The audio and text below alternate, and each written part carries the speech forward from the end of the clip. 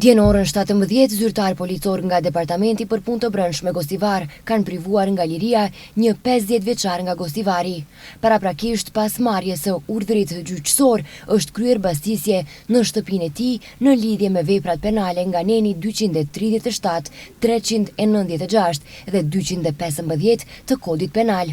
Gjatë bastisjes, në njërin nga dhomat janë gjetur rroba që lidhen me veprën penale grabitje, neni 237, ndërsa në balkon është gjetur një saksi me 2 rrënjë të bimës kanabis.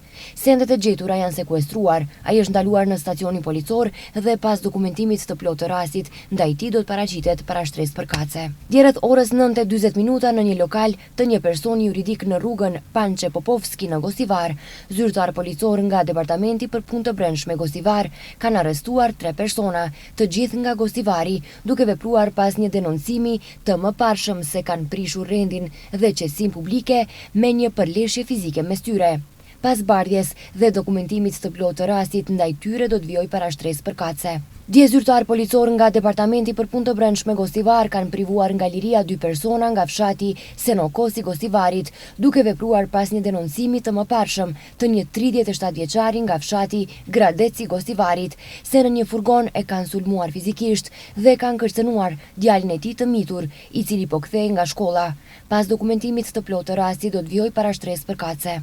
Dje në orën 21:15 zyrtar policor nga stacioni policor Gallat kanë privuar nga liria një grua 34 vjeçare nga një fshat i Gostivarit. Paraprakisht në orën 17:20 në Departamentin për Punë të Brendshme Gostivar, kunata e saj 39 vjeçare ka denoncuar se më datë 31 maj në shtëpinë e tyre të përbashkët në një fshat të Gostivarit, pas një debati të mëparshëm për fëmijët e tyre të mitur, e ka sulmuar fizikisht. Ai është ndaluar në stacionin policor dhe pas dokumentimit të rastit do të vijojë para shtresë përkatëse. Dje në orën 21:40 në sektorin për Punë të Brendshme Tetov është denoncuar se në banesën e tij në bllokun 82 në Tetov është gjetur i vdekur një 47 vjeçar nga Tetova.